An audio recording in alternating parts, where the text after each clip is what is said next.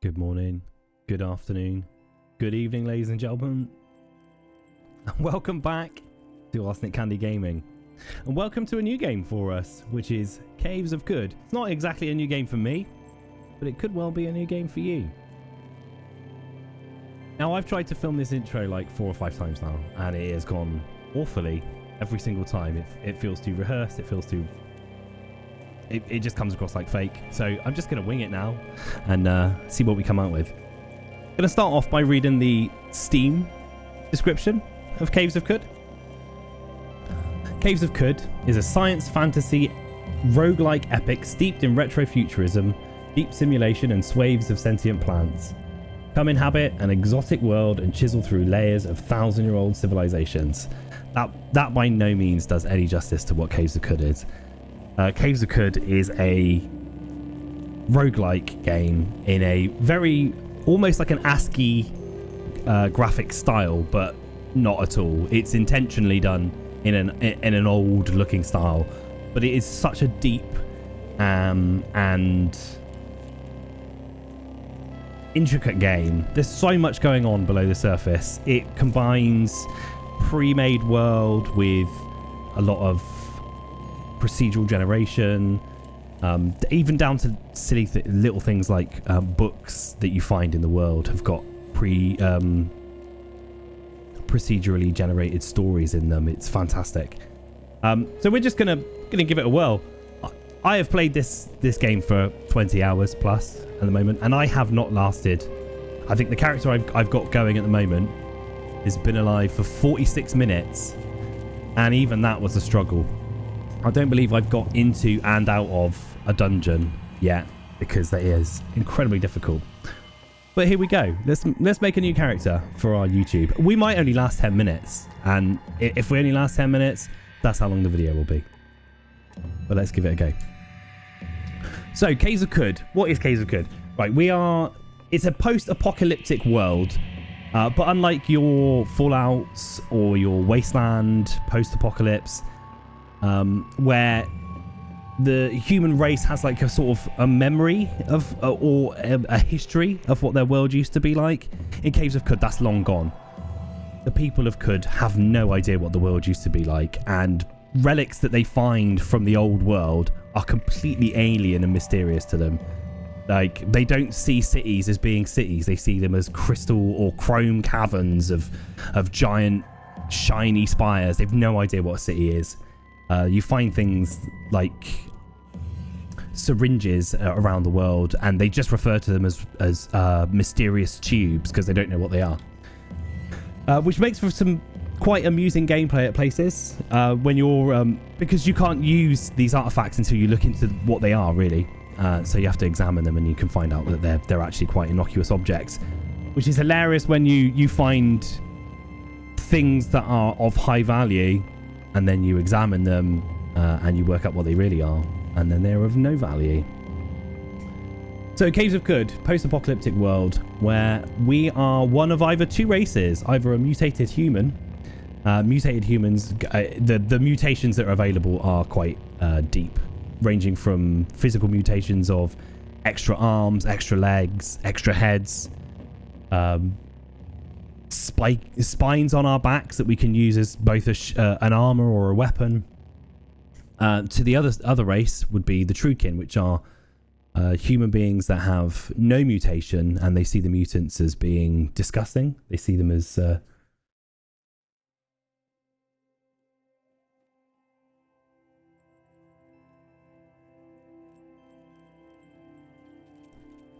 an abomination. They themselves shun mutation, but instead they side with cybernetic augmentation. So they seek to improve their bodies through robotics in order to eliminate the world of the mutants. We're going to go with the mutation today because it's fun. There are bonuses and negatives to each race, but we're just going to go with the mutated human. So to start off, we're just going to distribute our points quite evenly, and then pick one or two areas that we will focus on. Now, being a classic roguelike, this is all most of the controls are done with your numpad, your 1 to 9 keys, sorry, and your pluses and minuses. You can see there's a mouse cursor, but there's no mouse control in the game. Most games that I play of this nature, I will usually go with being an intelligent creature. But we're also going to stick a couple of points in strength today, I think, and we might be able to gain some more intelligence through later part of our character creation. Intelligence is going to help us obtain more skill points when we level up, which is really helpful for unlocking more skills in the future. And it also increases our ability to examine artifacts. Artifacts I spoke of before, which are the mysterious objects that we don't know what they are. Now, they can range from just being a small tube that turns out to be a syringe to finding a club or just a plane described as being a club, and then when you examine it, it can turn out that it's quite a high-powered futuristic rifle. So it's a real benefit to have some knowledge of artifacts. So let's move on to choosing our mutations. Start with mutations. You've got morphotypes, which can set your abilities and limitations of your mutations. If you choose Chimera,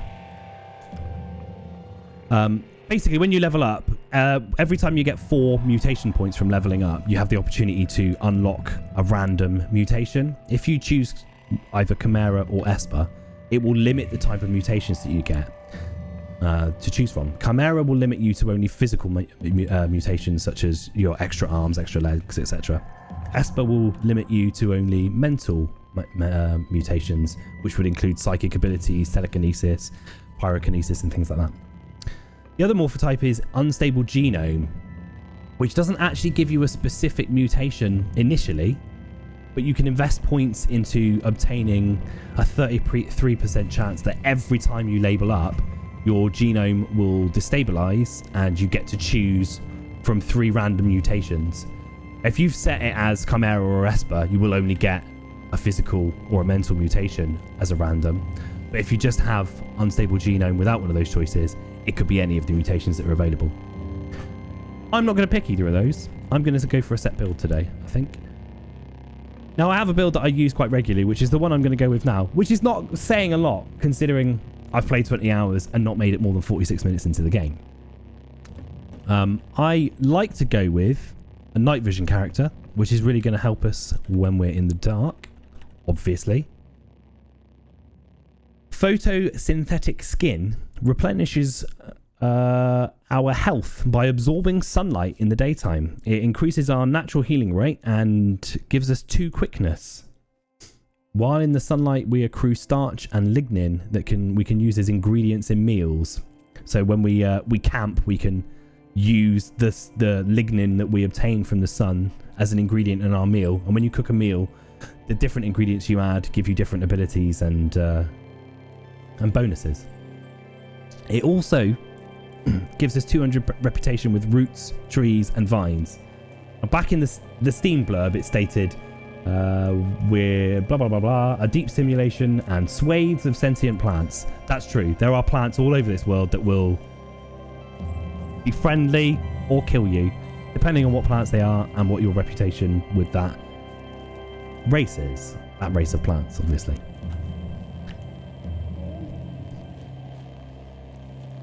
There's another one down here that I like to take, which I can't remember what it is off the top of my head. Regeneration is the other one I like to take. Our wounds heal very quickly, and severed limbs will grow over time. That leaves us with 4 points, which I like to put into light manipulation. Light manipulation emits an ambient light around us with a radius of 4 squares. I don't like that. We've already got night vision, so we don't really need that. The thing I like is this area here. You may focus the light into a laser beam. Doing so reduces the radius of your ambient light, but it acts as a laser beam that you can shoot through enemies. So it's a great ranged ability very early on in the game, and it makes a heck of a difference to getting through a lot of the first dungeons. as I said, I don't think I've made it out of a full dungeon. I've got quite far and then come back out of a dungeon, gone back to the nearest village, sold off the gear I found, gone back into a dungeon, and died. But we're going to give it a whirl today.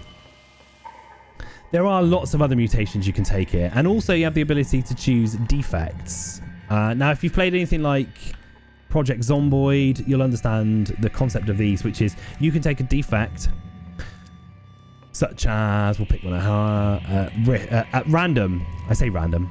Hooks for feet. You have hooks for feet. Your move speed is reduced by 10. You cannot wear shoes. Now, that obviously impedes us by not giving us, making us move slower, but also our inability to wear shoes reduces the amount of potential armor we can have.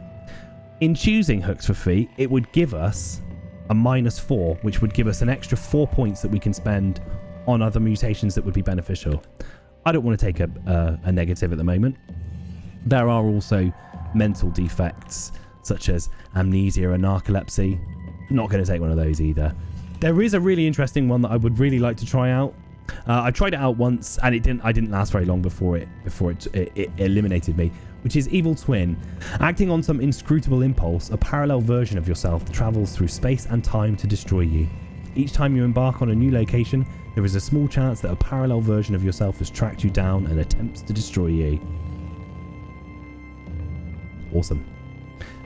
Okay, we are going to move on to our calling, which is like an archetype for our character, which it gives you some extra skill points, or your some extra points in your abilities, but also gives you some other skills that you can unlock straight off the bat. Now, I want to go for someone that has intelligence. The scholar gives a +2 to intelligence. Tinkering, which is it allows us to dismantle and repair items, I believe. There's a little bit more to it than that, but we'll cross that if we ever come to it. Gives us the ability to heal, unlocks tactics, customs and folklore, which helps us to understand races that we meet a little easier, so we can understand how to interact with them better. Harvestry means that we automatically, I believe, pick up food items from plants that we pass in the wild. And it will also give us 2 elements of wilderness lore, so we will understand 2 elements of the world specifically revolving around the wilderness. I don't think I needed to explain that to anybody with half a brain. So that's our build. And now we move on to our starting location. Joppa is the recommended starting location. It's a pretty well situated starting town in a relatively easy area. Some of these others are quite difficult and they give you some bonuses with different races. I'm going to go with Joppa today. What is our name? We're not going to choose a name today. We're going to let the game choose a name for us. Maybe if we survive, we will regret it, but I've got a feeling we're going to die pretty quickly, and maybe we can come up with a better idea for our next round. Let's take a trip to the Caves of QUD. You embark for the Caves of QUD. On the Ides of Tishi Oogs, you arrive at the oasis hamlet of Joppa, along the far rim of Mograyi, the Great Salt Desert. All around you, moisture farmers tend to groves of Viridian water vine. There are huts wrought from rock salt and brine stalk. On the horizon, QUD's jungles strangle chrome steeples and rusted archways to the earth. Further and beyond, the fabled spindle rises above the fray and pierces the cloud-ribboned sky. And here we are in Joppa. There's a few things to note when you arrive in Joppa. One of them would be this red farmer gentleman here, who will give you one of your first missions. It's a good idea to talk to everybody in Joppa, though a lot of people don't have a lot of stuff going on. Live and drink, my friend. May you find shade in Joppa. What can you tell me about Joppa? You would be wise to speak with Elder Irudad. Look for his hut to the north. I am in search of work. Some critters are eating our water vine. Farouk claims he saw one slinking around a vine patch. Ugly little thing, he says. Pale white. 8 legs and an ear-splitting whine. I noticed a bit of red dirt in the water vine pool, the same we find in the soil at a nearby cave to the north we call Red Rock. Travel to Red Rock and kill as many of these creatures as you can. Bring back the corpse of one too. Elder Irodad will reward your efforts. I will do as you ask. We have received a quest. What's eating the water vine? This gentleman here is a zealot of the 6-day stilt. I believe that you will meet the zealot of the 6-day stilt in every town that you start in, no matter where you start. Wanderer, orphan of the salt, hear me. To the north and the west, through the great salt desert, the 6-day stilt splits the earth in two.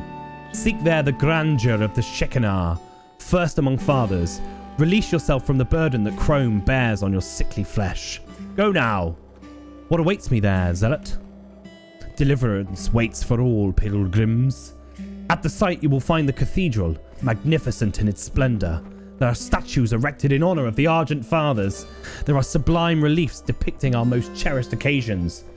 Here, too, the wisdom of Eshaldad II, our highest priest, and make a donation at the sacred well.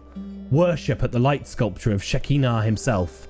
You will find other pilgrims amongst the merchant tents at the Stiltgrounds Bazaar, other converts and priests. You will be amongst friends. Very well. I will accept the journey and see the 6-day stilt for myself. We have received another quest. O glorious Shekinah. Now, your next challenge in Joppa is getting out with as much shit as you can carry without getting caught and killed. Now, as long as you can close the door behind you, you should raid whatever chests you find in these buildings. That chest is not owned by you. Are you sure you want to open it? Yeah, I do. We've got a weird artifact and some unburnt torches. We're going to tab and take all of those. That reminds me while we're here. We need to disable our ambient light ability, which we're going to do by hitting. I've already, because I've used this setup before, it's automatically set some of my skills to the keys that I've set them to previously. So ambient light, if we have our ambient light on, when we enter dark areas, enemies will be able to see us from a distance. We have night vision, so we don't need ambient light. So we will turn that off by pressing 9. So now I believe, check again, our ambient light is toggled off. Whilst we're here, we will also extinguish the torch in our left hand and remove it so we do not give off any light where we don't need to. We also, during that, picked up a weird artifact. This is one of the things I spoke of before. That at the moment is just listed as a weird artifact. If we examine that artifact, we make some progress understanding the defoliant grenade. That weird artifact is in fact quite a hefty grenade. It's a bowed pipe with a pull ring.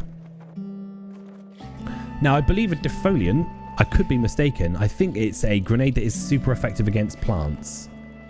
But I cannot confirm that, so just take it as me talking rubbish. There are a couple more buildings up here that have chests in, which we should search. Cloth overalls and painted boarskin gloves. Now, any items that are painted are immediately worth more money. They don't necessarily impart better skills for you, but they're worth more money.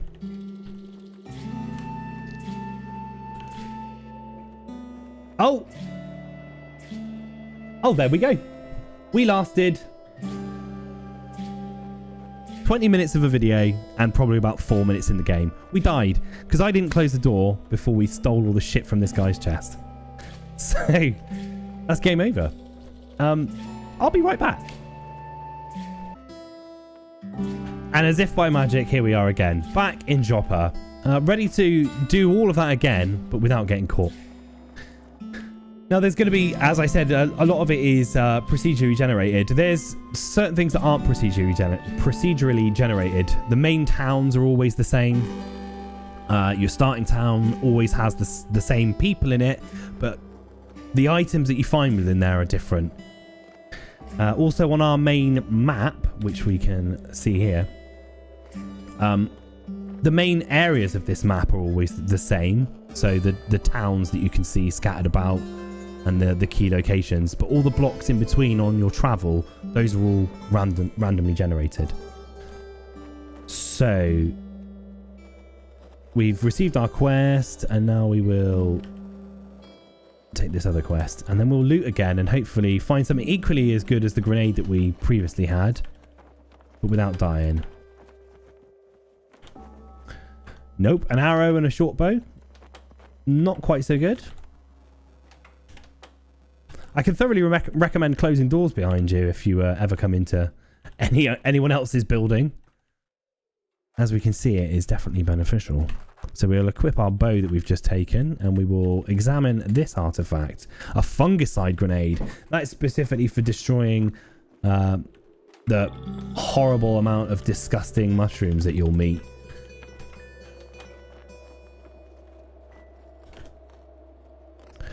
We've found a small platinum tube, which I genuinely have no idea what that is. I'm assuming that's also a grenade or similar. No, it is it's a syringe of some description. A salve injector. Artifacts have a lot of benefit, not in just your ability to use them. And we will go... There is a gentleman at the top here who would be worth us talking to as well. Warden Ulreg. Ain't they wishing they heart keep pumping? Move long if they do. Your thirst is mine. My water is yours. Now, in our post-apocalyptic world, we are in a world where most of the world's water is gone. The water that remains is mostly salt water. So water is a very, very valuable thing. It is your source of, obviously, moisture, the way that you live, but it's also the currency of the world. So you will trade in drams of water.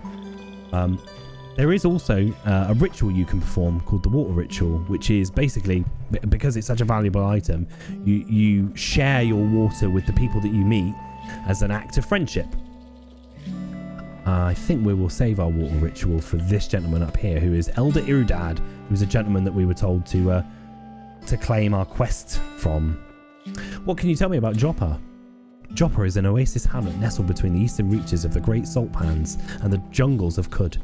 We are a community of water vine farmers. These groves lie all along some of the few tracts of land tame enough to grow water vine. What can you tell me about QUD? QUD is a strange and terrifying mesa to the northeast. Her tainted rivers breed life in all its motley forms. Her poison jungles shelter priceless relics of a forgotten past. But that is just the half of it. For QUD's most precious treasures and her most hideous children lie within the innumerable chrome caverns beneath the scarlet loam. To ply those silver hollows, a spry adventurer's dream. The years have wizened me beyond such foolish ambitions, but you, be not deterred, so my thanks. Live and drink. We will perform the water ritual with this gentleman. You share your water with Warden Ulreg and begin the water ritual. Your reputation with the Fellowship of Wardens has changed by 125. Because they admire the Warden, your reputation with the villagers of Joppa changed by 100. But because they despise Warden Ulreg, your reputation with the villagers of Azukesh changed by minus 100. There's a lot of changes there. The villagers of Egamore don't like us either. Ugamore, not Egamore. We don't wish to have your glow sphere. Glow spheres are quite useful, actually. They basically an infinite torch that you carry that you put in your floating nearby, and it will just hover around and illuminate the world in front of you. If you don't wish to go for something like night vision, that's also a beneficial item to have. There's a gentleman over here who will be our last available quest from Joppa. The Argive. Tensile strength of Reblon, but lacking in dino elasticity. Retro threading. The Embad would probably... Oh, I didn't notice you there. Because I was ignoring you. Nothing a trace of synthetic linseed solvent. Must you disturb me? What are you? Some sort of treasure hunter? At the very least, make yourself useful and bring me a knick-knack from the caves. I may reward you. Where could I find such a cave? There are caves everywhere, you dolt. This is QUD. Try the rest wells just east of here. I will return with your knick-knack. We have received a new quest. Fetch Argive a knick-knack. Now, because we found an artifact, he wants you to find artifacts for him. Because we found an artifact in QUD, we've already passed the test, finished the quest. We don't have to give it to him though. So what was our... We found the fungicide grenade. Now we can give that to him, or we can keep hold of it just in case. I think with the fungicide grenade, it might be worth us keeping hold of it just in case we come across something pretty nasty. No, fuck it. We're going to get rid of it.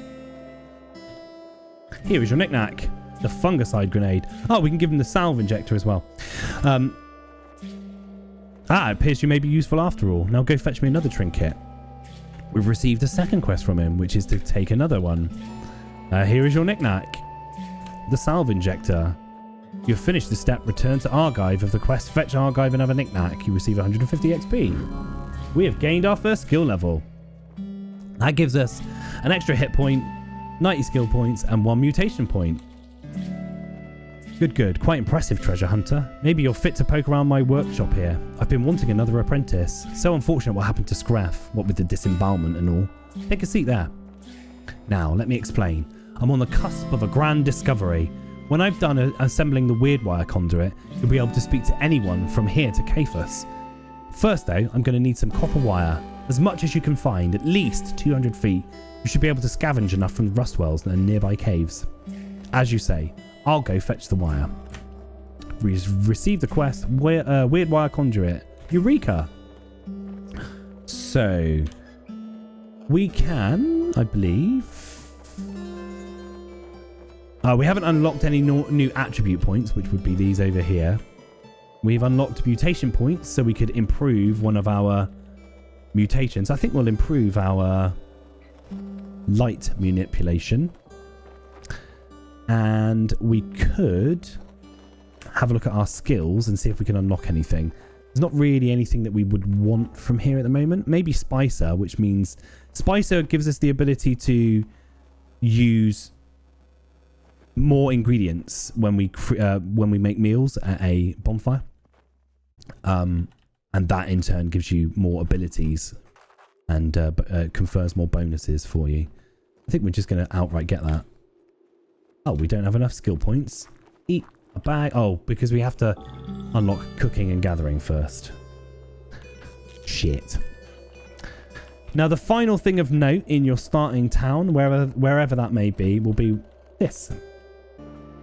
Shrine to Reshef, the last Sultan. The shrine depicts a significant event from the life of the ancient Sultan Reshef.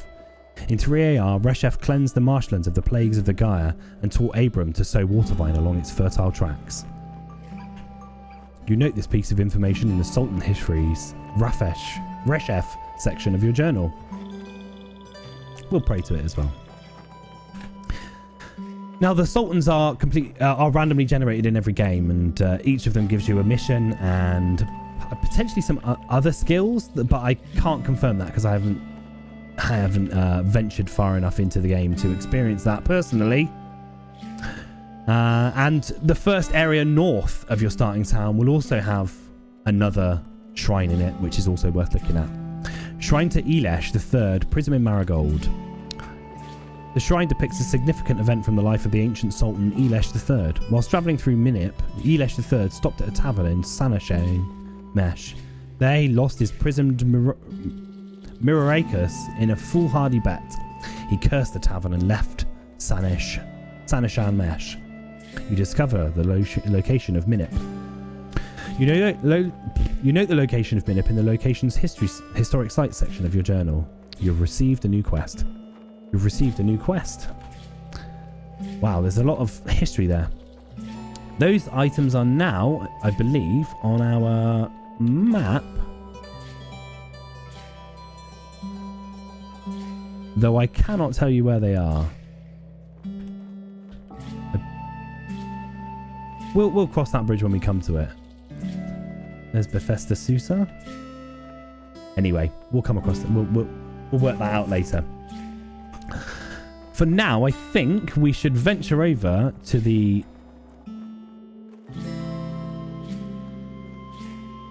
Red Rocks.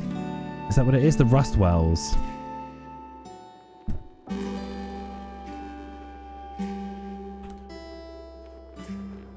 On our journey, we might encounter some horrendous beasts.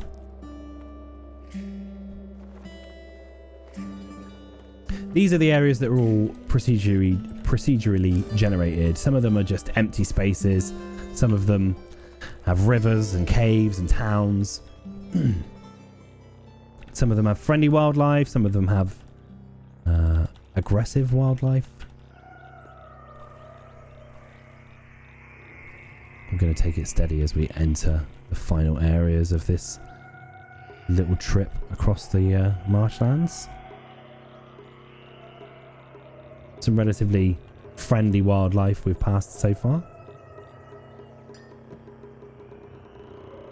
There is an element of fast travel if you move using your map, and that can skip whole areas, but you do then have the opportunity to get lost. And getting lost is never a good idea.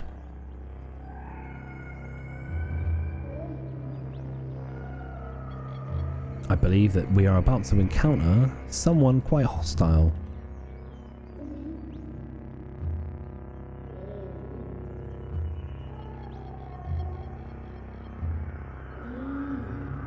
We're going to change up some of our armor here. We're going to go for a bark armor. We don't have anything for our head. We don't have anything for our back. We don't have any wooden bucklers or anything.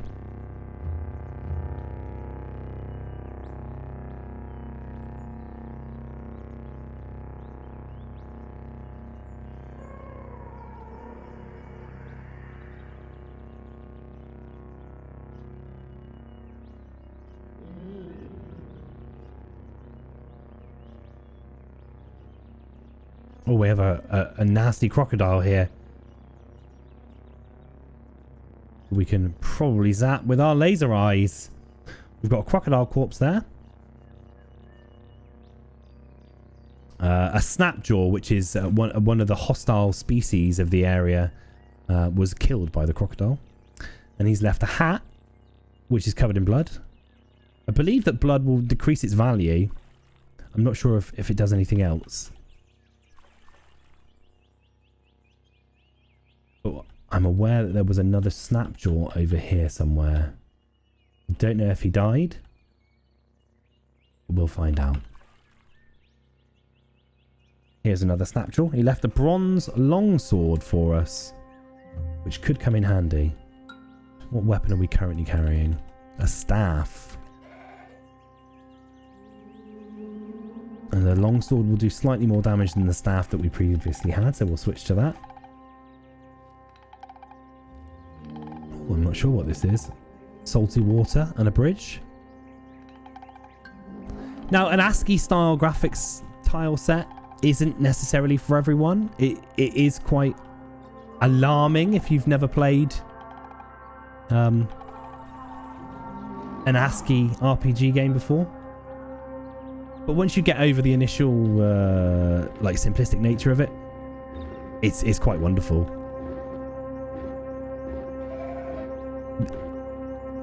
A lot of people avoid games with simplistic graphics. Oh, we've discovered a spheroid retro version of Alanip. Yeah, avoiding games with simple graphics, you're missing out on a lot of awesome games out there. So take a punt. You never know what you come across. We just killed a snapjaw without even realizing there. We'll pick up his staff. It could be useful. A vinewood sap mask. You're gonna have to have a look at that. A piece of thick burlap impregnated with vinewood sap, helping to protect against noxious gas and vapor. That's really cool. Don't think we currently need it.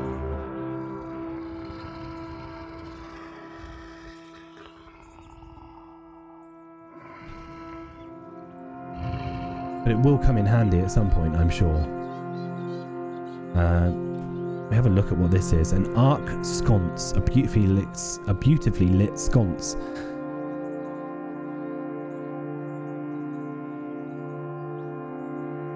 Now, exploring this area isn't what we initially had in mind. Okay, we have I'll show you where he is. A snapjaw scavenger. Tussocks of fur dress skin stretched over taut muscle. Upright she stands, but she looks ready to drop onto fours. Her snout snarls and her ears twitch. She barks, and her hyena tribesmen answer. Swarmer. This creature receives +1 to its 2 hit and penetration rolls for each other swarmer beyond the first who is adjacent to its target. Now, along the bottom here, we got some information about it. Perfect. It's in perfect condition. It has not been injured. It is a relatively easy enemy to beat, and it is hostile. Simple. So we can smash it in the face with our bronze sword. Bosh. The Snapjaw Scavenger hits ×2 for 3 damage with her club. The Snapjaw Scavenger hits ×1 for 2 damage with her bite. You hit ×1 for 2 damage with your bronze longsword. The Snapjaw Scavenger dies. You gain 10 XP. We've got some gloves there that we'll definitely take.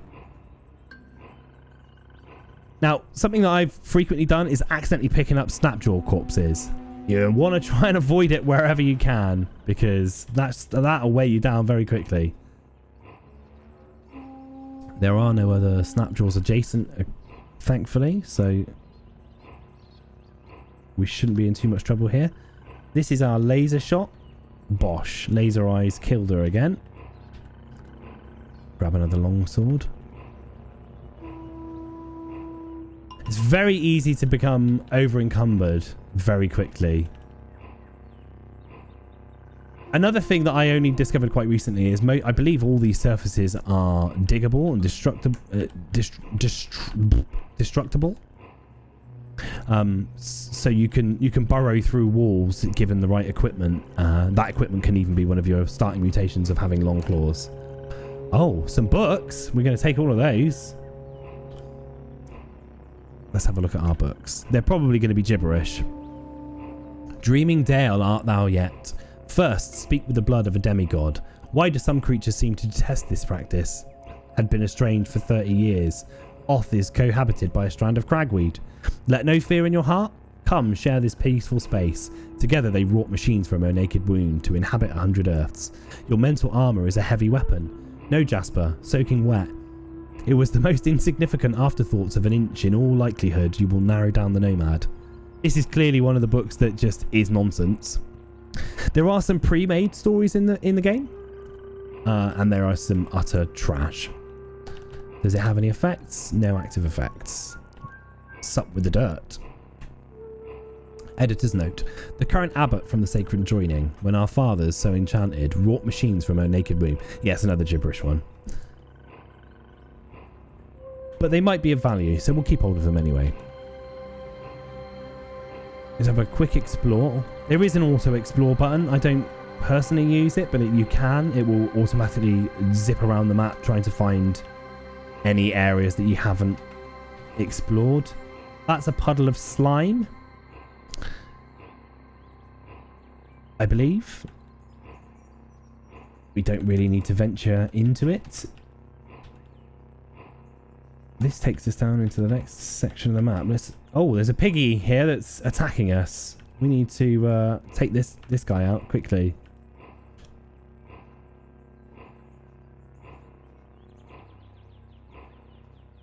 We might need to use our sprint skill that we are... Ow, piss off. Our sprint skill. So we need to get away from him a little bit.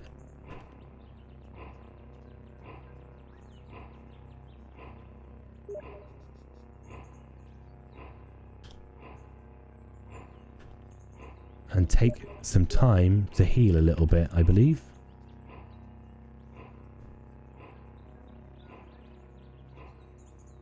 I don't know why I've run headlong into this monster, the Snapjaw Warlord, who was about to kill us. There we go. Well, I said that I haven't lasted very long, and I went in massively unprepared for that. But that is Caves of QUD. There's a lot more going on than what we've been able to see in this first episode. We'll come back to it next time, and we'll hopefully discover a little bit more than we did this time. thank you for joining me. I know it's completely different to what we've been playing so far. I can only assure you that it is a fantastic game. There's a lot of depth to it.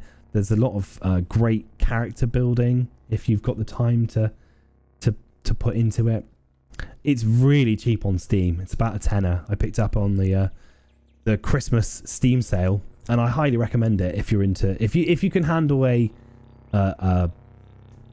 simplistic graphics roguelike. I definitely recommend it. While you're here, I implore you to hit that like button and hit that subscribe button. We're posting videos daily at the moment, and possibly not on the weekends, but we're posting videos daily. I'm trying to get more than one series going at a time. We've got a Disco Elysium run going, which is worth checking out if you've got the time. Bit of pleasure, and we'll catch you in the next video. Thanks very much. Bye bye.